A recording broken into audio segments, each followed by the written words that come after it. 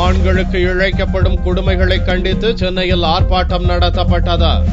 சர்வதேச ஆண்கள் தினம் நவம்பர் 19ஆம் தேதி உலகம் முழுவதும் கொண்டாடப்பட்டு வருகிறது. ஆண்கள் தினம் ஒருபுறம் கொண்டாடப்பட்டு வந்தாலும் பெண்களால் ஆண்களுக்கு தொடர்ந்து அநீதிகள் இழைக்கப்படுவதாகவும் இதை கண்டிக்கும் வகையில் அகில இந்திய ஆண்கள் நலச்சங்கத்தின் சார்பில் சென்னை மெமோரியல் ஹால் முன்பு ஆர்ப்பாட்டம் நடத்தப்பட்டது. இது தொடர்பாக நிருபர்களிடம் பேசிய அந்த அமைப்பின் பொதுச் செயலர் மதுசூதனன், ஆண்களின் திருமண வயதை 18ஆக குறைத்தல், மகளிர் போலீஸ் நிலையங்களை ஒழித்தல், கள்ளக்காதலில் ஈடுபடும் பெண்களுக்கு தண்டனை வழங்குதல், குடும்ப வன்முறை சட்டத்தை திருத்தி அமைத்தல் ஆகியவற்றை அரசு நடைமுறைப்படுத்த வேண்டும் என்று வலியுறுத்தினார்.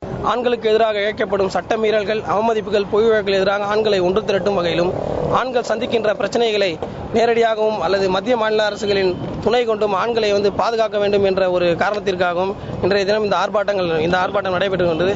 பெண்களால் பாதிக்கப்படும் ஆண்களுக்கு இலவச சட்ட உதவிகளை செய்வதாகவும் இந்த அமைப்பினர் தெரிவித்தனர். ஆர்ப்பாட்டத்தில் ஆண்களை ஏமாற்றும் பெண்களுக்கு எதிராக கோஷங்களும் எழுப்பப்பட்டது.